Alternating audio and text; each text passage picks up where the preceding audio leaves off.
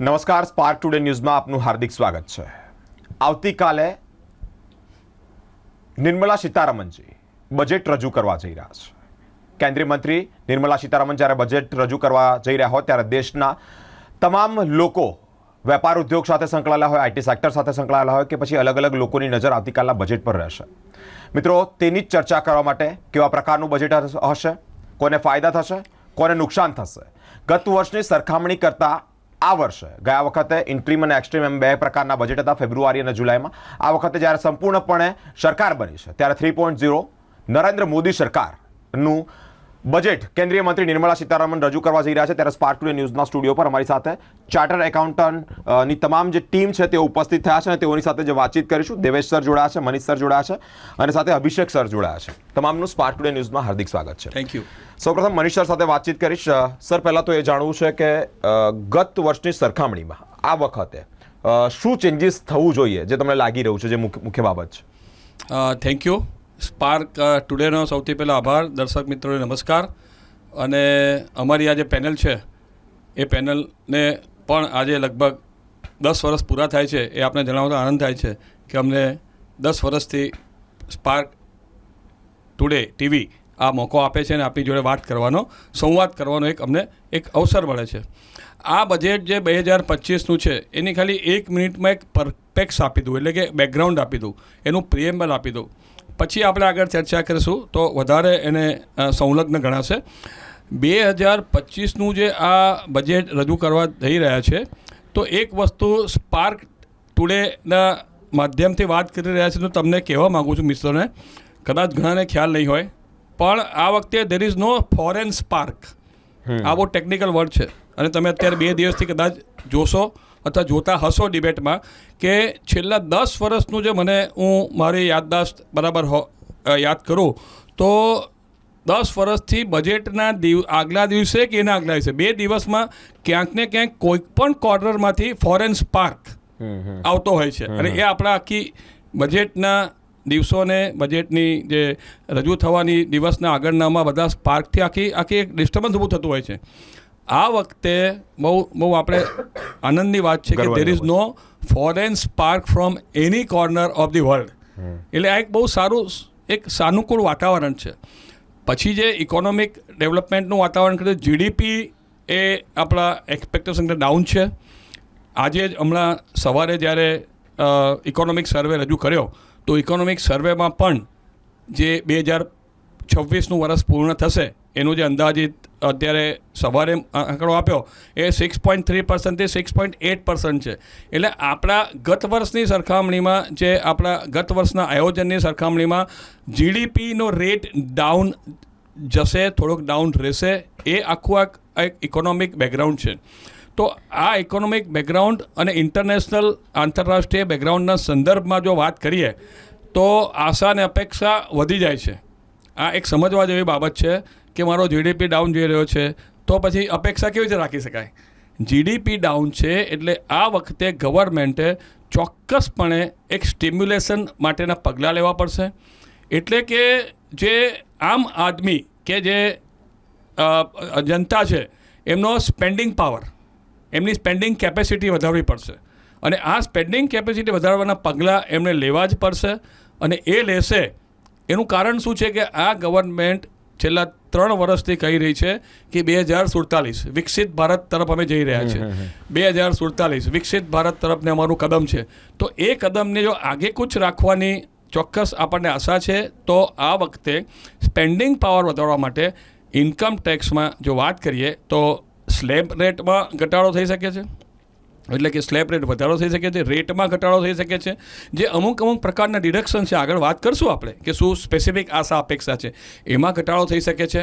અને આ બધા કારણોને લઈ અભિષેક સર વાત કરશે કોર્પોરેટ ટેક્સની, તો ઓવરઓલ ટેક્સ સ્ટ્રક્ચરમાં આ વખતે લાભ દેખાઈ રહ્યો છે કારણ કે એનાથી સ્પેન્ડિંગ કેપેસિટી વધશે અને સ્પેન્ડિંગ કેપેસિટી વધશે તો ઇકોનોમીને વેગ મળશે અને તો આપણે કદાચ 6.8% એટલે 6.9% કે 7% પણ 2026માં જીડીપી પર પહોંચી શકીએ। એટલે આવું એક બેકગ્રાઉન્ડ છે। એટલે આશા અપેક્ષા ખૂબ છે અને એ બહુ સ્વાભાવિક છે કે જ્યારે નિર્મલા સીતારમણ પોતાનું 8મું બજેટ રજૂ કરવા જઈ રહ્યા છે ત્યારે આશા અપેક્ષા તમામને હોય। એની આગળ વિગતવાર ચર્ચા કરીએ। Thank you so much. Thank you sir. Abhishek sir પણ જોડાયા છે, તેઓની સાથે પણ વાતચીત કરી છે. સર, કોર્પોરેટ સેક્ટરને કયા પ્રકારના બેનિફિટ્સ વધવાના ચાન્સીસ ખરા? એની પહેલાં જે મનીષ સરે બેકગ્રાઉન્ડ આપ્યું છે એને હું થોડો આગળ ડિસ્કસ કરીશ કે સર જે કહ્યું કે જીડીપી ગ્રોથ રેટ એ થોડીક ડાઉન થઈ છે, પણ એમાં જે સારી વસ્તુ છે કે કરન્ટલી જે ભારતની અર્થવ્યવસ્થા છે એ જીડીપીના સંદર્ભમાં દુનિયાની 5મી સૌથી મોટી અર્થવ્યવસ્થા છે અને 2028 સુધી જે આપને સરકારનો ટાર્ગેટ હતું કે we should be third largest એટલે દુનિયાની 3રી સૌથી મોટી અર્થવ્યવસ્થા ભારત બને, એમાં મને લાગે છે હજુ એચિવેબલ છે, કારણ કે જે આપના કરતાં મોટી 4 અર્થવ્યવસ્થા છે એમાં યુએસએ, ચાઇના, જાપાન અને જર્મની છે. અને જાપાન અને જર્મની એ 4 ટ્રિલિયન પ્લસ ઇકોનોમી છે and we are around 3.9 trillion USD economy. એમાં એક ડિફરન્સ એ છે કે અંતર બહુ નાનું છે જાપાન અને જર્મની અને ભારતની અર્થવ્યવસ્થાની જે જીડીપીના સંદર્ભમાં સાઇઝ છે, પણ જાપાન અને જર્મનીની જે ગ્રોથ રેટ છે એ 1%થી ઓછી છે. તો આપને જે 7.2%થી જે મનીષ સર કહ્યું કે 6.8 પર આવ્યા, તો હજુ મને લાગે છે કે 2028 સુધી we will be able to surpass Japan અને જર્મની, અને 2028માં ભારત દુનિયાની 3રી સૌથી મોટી અર્થવ્યવસ્થા બની જશે. એના પછી ચાઇના અને USA they are in 18 trillion and 28 trillion USD economy. A gap મોટો છે, એ આપને અચીવ કરતાં definitely we have to target 25 years for that. આ એક સંદર્ભ છે. બીજો જો બેકગ્રાઉન્ડ છે જેમાં આ બજેટ આપના ઓનરેબલ નાના મંત્રી જે છે નિર્મલા સીતારમણજી જે બજેટ રજૂ કરવાના છે, બે બહુ મોટા ફેક્ટર છે કે ઇન્ફ્લેશનરી ટ્રેન્ડ વધી રહ્યું છે અને ડોલર ને રૂપિયાના સંદર્ભમાં રૂપિયાની કિંમત થોડી ડાઉનફોલ પર છે. એટલે આ બે ફેક્ટરને પણ એમાં મનીષ સર કહ્યું કે ઇન્ફ્લેશનરી ટ્રેન્ડને ગવર્મેન્ટ જે ટેક્સ રેટ છે એ ઓછી કરીને જનરલ ઇન્ડિવિજ્યુઅલ્સને રાહત આપશે. કોર્પોરેટ ટેક્સેશનની આપણે વાત કરીએ તો એમાં જે મેક ઇન ઇન્ડિયા, આપ કદાચ સાંભળ્યું હશે ગયા અઠવાડિયામાં આપના ઓનરેબલ પ્રાઇમ મિનિસ્ટરે કહ્યું કે હવે અમે કચ્ચો માલ નિર્યાત નહીં કરીએ, અહીંયાથી કચ્ચો માલ નિર્યાત કરીએ એ નહીં ચાલે, અમે ફિનિશ ગુડ્સ નિર્યાત કરશું, એટલે વેલ્યુ એડિશન ઇન્ડિયામાં થાય અને અમારો ફોરેન એક્સચેન્જ વધે. તો એમાં make in India, manufacturing in ઇન્ડિયાનો બહુ મોટો કન્ટ્રીબ્યુશન છે. એને બૂસ્ટ આપવા માટે અમારી એક એક્સપેક્ટેશન છે કે જે નવી મેન્યુફેક્ચરિંગ કંપનીઝ માટે એક કન્સેશનલ ટેક્સ રેટની સ્કીમ છે, જેમાં કોર્પોરેટ્સ જે નવા મેન્યુફેક્ચરિંગ પ્લાન્ટ ઊભા કરે છે એમને 15%ની concessional income tax rate, corporate tax rate લાગે છે. એમાં જે સનસેટ ક્લોઝ છે, એટલે આ જે બેનિફિટ છે કે ક્યારે તમારો પ્લાન્ટ ઊભો થઈને પ્રોડક્શન ચાલુ કરશે એને એક્સટેન્શન મળે, એના માટે કોર્પોરેટ જગતની બહુ માગણી છે કે એ આપની અર્થવ્યવસ્થા માટે પણ સારું છે અને કોર્પોરેટ જગત માટે પણ સારું છે. તો એમાં એક માગણી છે કે આ બેનિફિટનો પીરિયડ એક્સટેન્ડ થાય. અને બીજું કોર્પોરેટ ટેક્સમાં જે ફોરેન ઇન્વેસ્ટમેન્ટને એટ્રેક્ટ કરવા માટે, કારણ કે આપને મેક ઇન ઇન્ડિયાને વાત કરીએ તો જે મેન્યુફેક્ચરિંગ સેક્ટરને ગ્રો કરવાનું છે, તો એમાં ઇન્વેસ્ટમેન્ટ એટલે ડોમેસ્ટિક અને ફોરેન બેઉનો બહુ મોટો રોલ છે. તો એને એટ્રેક્ટ કરવા માટે જે ઇન્વેસ્ટર છે એને કેપિટલ ગેઇન, ડિવિડન્ડ, ઇન્ટરેસ્ટ એ બધી જે ઇન્કમ થાય છે એના ટેક્સ સ્ટ્રક્ચર્સને થોડી એટ્રેક્ટિવ બનાવવાની જરૂર છે, એટલે વધારેમાં વધારે ઇન્વેસ્ટમેન્ટ આપણા કન્ટ્રીમાં આવે અને આપનો કોર્પોરેટ અને મેન્યુફેક્ચરિંગ સેક્ટર આગળ વધે અને એ અલ્ટિમેટલી કન્ટ્રીબ્યુટ કરશે જીડીપી ગ્રોથમાં. એટલે આ બે બહુ મોટા જે છે આપણા એક્સપેક્ટેશન્સ છે. હવે કાલે ખબર પડશે કે એક્સપેક્ટેશન ગેપ કેટલો ફૂલફિલ થાય છે. Thank you. Sir, do you think અમેરિકામાં રાષ્ટ્રપ્રમુખ ડોનાલ્ડ ટ્રમ્પ બન્યા બાદ આપણી અર્થવ્યવસ્થામાં નાના મોટા ચેન્જીસ હોય કે કોઈક પ્રકારે ફ્લક્ચ્યુએશન હોય? શું માનો? હવે આ ક્વેશ્ચનના બે ભાગ છે, એક છે સેન્સેશનલ અને એક છે કે રિયલ ઇકોનોમિક. તો હું સેન્સેશનલની વાત કરું તો ભારતને ટાર્ગેટ કરે એવું લાગતું નથી, કારણ કે લિસ્ટમાં ઉપર ઘણા બધા દેશ છે જે એમને ટાર્ગેટ કરવાના છે. તો એક જે આપનું એપ્રિહેન્શન છે કે ભારતને એ ટાર્ગેટ કરશે એ નથી થવાનું, કારણ કે એને લિસ્ટમાં ઘણા બધા બીજા કન્ટ્રીઝ છે જેને ટાર્ગેટ કરશે, એટલે ઇન્ડિયાનો નંબર જ નહીં આવે ટાર્ગેટ કરવામાં. તો આપના રિલેશન્સ ઇમ્પ્રૂવ થવાના છે. જે નવા પ્રેસિડેન્ટ આવ્યા છે અમેરિકામાં એમની ગવર્નન્સમાં, અને ઇન્ડિયાની જે ગવર્મેન્ટ છે એ પણ આઈ વિલ સે કે બહુ કન્ટેમ્પરરી ડિસિઝન લે છે. એટલે આપની જે ફોરેન મિનિસ્ટ્રી છે, પીએમઓ છે, એ બહુ રેસ્પોન્સિવ છે કે કેવી રીતે રિલેશનને મેન્ટેન કરીને આપની ઇકોનોમીને ફાયદો થાય. અને જે ટ્રમ્પની પોલિસી છે અમેરિકા ફર્સ્ટ, એવી રીતે આપની પોલિસી છે ઇન્ડિયા ફર્સ્ટ. સો આ બે વચ્ચે સંતુલન ડેફિનેટલી આ મોદી 3.0માં મેન્ટેન રહેશે અને એનો કોઈ નેગેટિવ ઇમ્પેક્ટ નહીં આવે ઇન્ડિયા પર. ખૂબ ખૂબ આભાર. અભિષેક સરે કીધું એમાં ખાલી એક જ વસ્તુ, શેર સિક્યોરિટી ડિવિડન્ડની જે કેપિટલ ગેઇનનું છે, તો આ વખતે કદાચ આવતીકાલે એક આપ સૌને ખબર છે કે આવકના 5 જ પ્રકાર છે: income from salary, income from house property, income from business, income from capital gain અને ઇન્કમ ફ્રોમ અધર સોર્સિસ. 5 જ પ્રકારની આવક છે કાયદામાં. કદાચ આવતીકાલે એક 6થા પ્રકારની આવક ઉમેરાય, જે ચર્ચામાં છે કે income from shares and security, તો આપને નવાઈ નહીં લગાડતા એક સારો ચેન્જ હશે. સર, મને એક ક્વેશ્ચન ઊભો થયો છે. માર્કેટ અત્યારે બહુ જ ગરકાવ ડૂબેલું કહેવાય, બરાબર? આવતીકાલના બજેટ પછી એવું લાગે છે કે માર્કેટમાં તેજી જોવા મળશે કે એની સાથે કોઈ લેવા દેવા? માર્કેટ જે કેપિટલ માર્કેટ છે, શેર માર્કેટ છે, એ આપણે એવું કહી શકાય, આઈ મે બી રોંગ, કે ઇન્ડિયાનું કેપિટલ માર્કેટ બહુ સેન્સિટિવ છે. ખરેખર તો અત્યારે માર્કેટ ડાઉન છે એના કોઈ ફંડામેન્ટલ કારણ દેખાતા નથી. ટ્રમ્પના જે શપથ ગ્રહણ પછી માર્કેટ અપ જશે એવું એક બહુ સાનુકૂળ વાતાવરણ હતું, ત્યાંથી ડાઉન જઈ રહ્યું છે. રાઈટ. ઇકોનોમીની વાત કરીએ, એકાદ ખાલી જે જીડીપીનો રેટ થોડો ડાઉન છે, એના સિવાય ઇન્ડસ્ટ્રીઝ આર પરફોર્મિંગ વેલ. ઇન્ડિયન ઇન્ડસ્ટ્રીઝના જે રિઝલ્ટ જોઈએ તમે Q3ના, તો coming up very good result. એટલે બીજું કોઈ કારણ દેખાતું નથી. એટલે આવતીકાલનું બજેટ ચોક્કસ રીતે કેપિટલ માર્કેટ એને સારી રીતે આવકારશે અને માર્કેટ હવે સેન્ટિમેન્ટલી અપ જશે એવા તમામ કારણો જોવા મળે છે. ઓકે. અમારી સાથે દેવેશ સર પણ જોડાયા છે, પોતે કંપની સેક્રેટરી છે, સાથે આઈબીસી છે.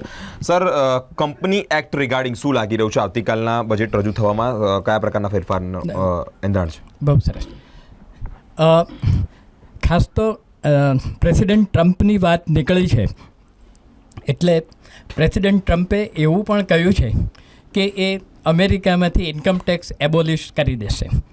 એટલે એક આશા આપણને એવી પણ ઊભી થાય કે ઇન્કમ ટેક્સ જ પૂરેપૂરો જવા દે. જોકે એ આશા બહુ વધારે પડતી છે, પણ છતાં એક વસ્તુ છે કે એ જોવાની જરૂર છે કે ઇન્કમ ટેક્સ જે ચાર્જ કરવામાં આવે છે એ કેટલો રેમ્યુનરેટિવ છે, કેટલો ઉપયોગી લાગે છે, અને એને કેવી રીતે વધારેમાં વધારે ઉપયોગી બનાવી શકાય, કેવી રીતે કલેક્શન સારું કરી શકાય, એ બાબતે જોવાની જરૂર છે. બીજું જે અભિષેકભાઈએ કહ્યું કે આપણે કાચા માલનો એક્સપોર્ટ નહીં કરીએ, એ ખરેખર આવકારદાયક છે. અને આમ જોઈએ તો આ ગાંધીજીએ પણ એ જ કહ્યું છે. ગાંધીજીએ જે ચરખાની વાત કરેલી, એટલે લોકો કે ચરખાનું હમણાં શું કામ છે, પણ એટલે એ એક સિમ્બોલ હતો કે આપણે કાચો માલ છે એ આપણે એક્સપોર્ટ ના કરવો જોઈએ. એ જ હવે જેને આપણે મેક ઇન ઇન્ડિયા કહીએ છીએ. બીજું એવું છે કે પહેલાં લગભગ 15 વર્ષ પહેલાંની વાત કરીએ તો બજેટમાં જનરલી ડાયરેક્ટ ટેક્સ અને ઇનડાયરેક્ટ ટેક્સ એટલું જ ફક્ત આવે. જ્યારથી નિર્મલાજી આવ્યા છે ત્યારથી એ કોર્પોરેટ લોઝની પણ વાત કરે છે, કંપનીઝ એક્ટની પણ વાત કરે છે, આઈબીસીની પણ વાત કરે છે, લિસ્ટિંગ રેગ્યુલેશન્સની પણ વાત કરે છે. એટલે એક મારી અપેક્ષા એવી છે કે પહેલાં જે એન્યુઅલ જનરલ મિટિંગ થતી હતી એને માટે એ ફિઝિકલ જ કરવી પડતી હતી, પણ જ્યારથી કોરોના આવ્યો ત્યારથી એ વિડીયો કોન્ફરન્સિંગથી પણ જનરલ મિટિંગ થઈ શકે એ સર્ક્યુલરથી કરવામાં આવે છે. અને એનો મોટો ફાયદો એ છે કે ફક્ત જ્યાં લોકલ એરિયામાં મિટિંગ થતી હોય એ જ લોકો પાર્ટિસિપેટ કરી શકતા હતા, પણ વીસીને કારણે શેર હોલ્ડર ચેન્નાઈમાં હોય, દિલ્હીમાં હોય, ગમે ત્યાં હોય તો પણ એ વીસીથી પાર્ટિસિપેટ કરી શકે છે. એટલે હું જોઉં છું કે કદાચ એમાં કાયદામાં એનો સમાવેશ કરવામાં આવે એવી શક્યતા છે. સર, શું અપેક્ષા લાગી રહી છે? લોકો શું એક્સપેક્ટેશન રાખતા હશે આવતીકાલના બજેટને લઈને? એ કંપનીની બાબત હોય, કોર્પોરેટ સેક્ટર હોય. બરાબર. એક અમારી અપેક્ષા એ છે કે જ્યારથી આ ઇન્સોલ્વન્સી એન્ડ બેન્ક્રપ્સી કોડ આવ્યો છે એ ખરેખર સારો કાયદો છે, અને એ કારણે બેંક પણ સારી વસૂલાત કરી શકે છે અને સ્પીડી વસૂલાત કરી શકે છે. એ તો છે જ. હવે આ જે ઇન્સોલ્વન્સી એન્ડ બેન્ક્રપ્સી કોડ છે એના જે અમુક પ્રોવિઝન્સ છે એમાં એવું લખેલું છે કે બીજા બધા કાયદાઓમાં ગમે તે લખ્યું હોય પણ ઇન્સોલ્વન્સી અને બેન્ક્રપ્સી કોડમાં જે છે provisions that wood prevail over all other acts.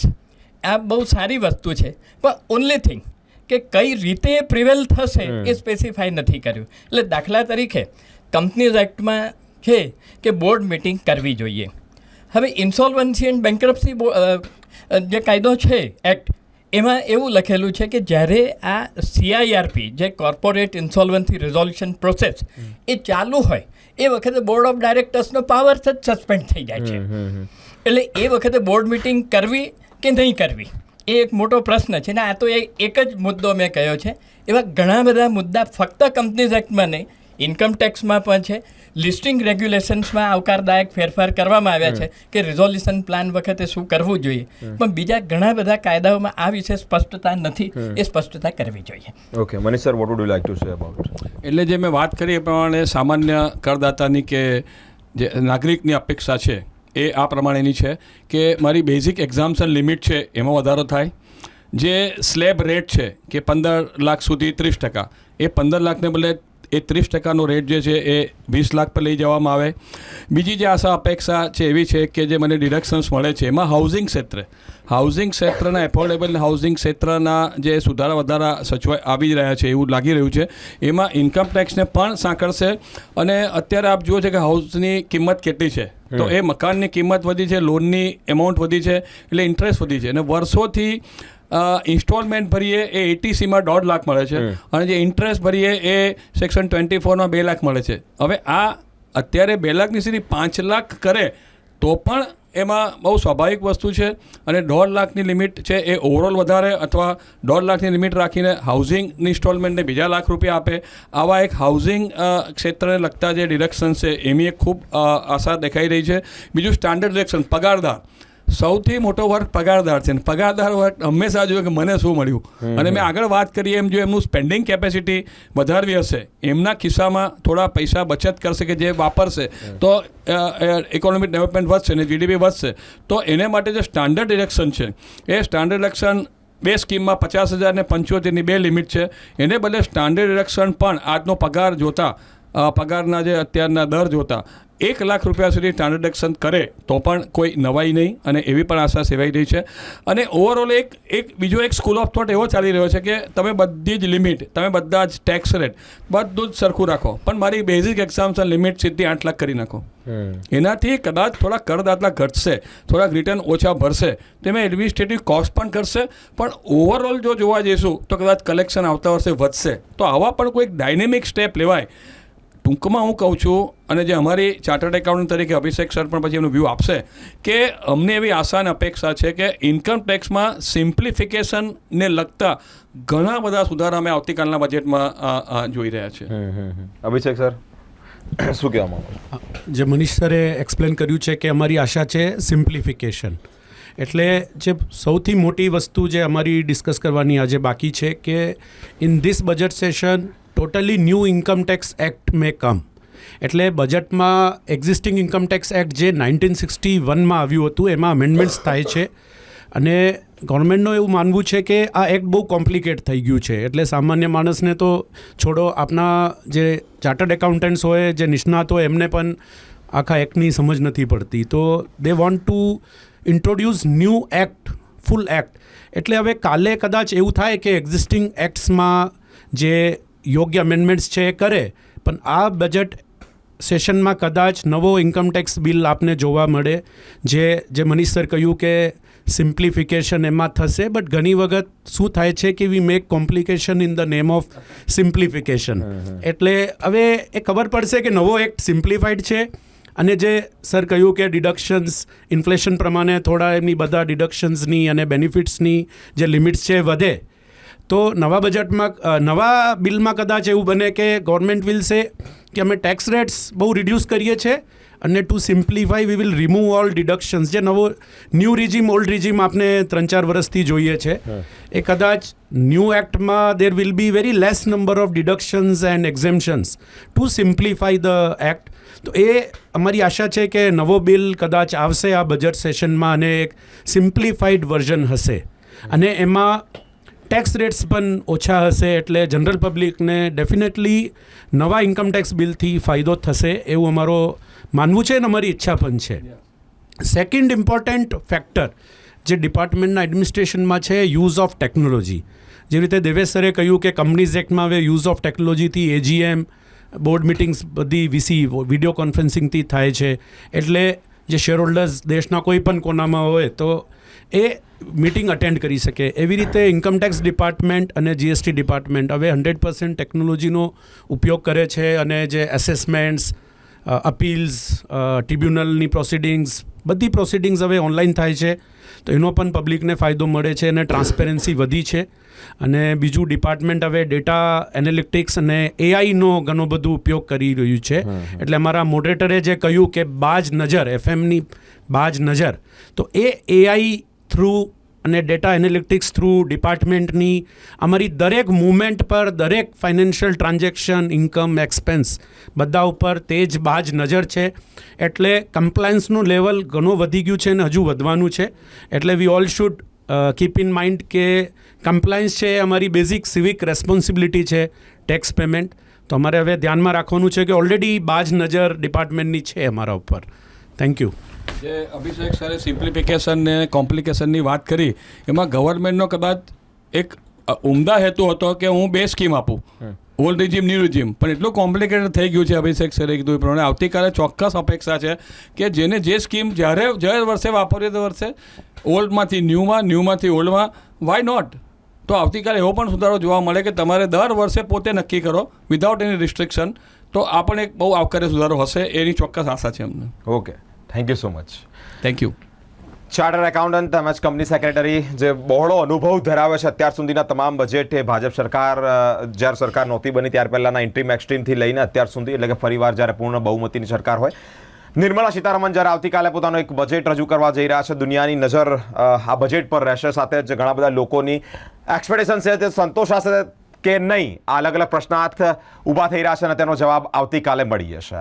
આવા તમામ અપડેટ જોવા માટે અમારી સાથે સ્પાર્ક ટુડે ન્યૂઝ પર જોડાયેલા રહો. કેમેરામેન ગૌતમ સાથે હું બિરેન, સ્પાર્ક ટુડે ન્યૂઝ.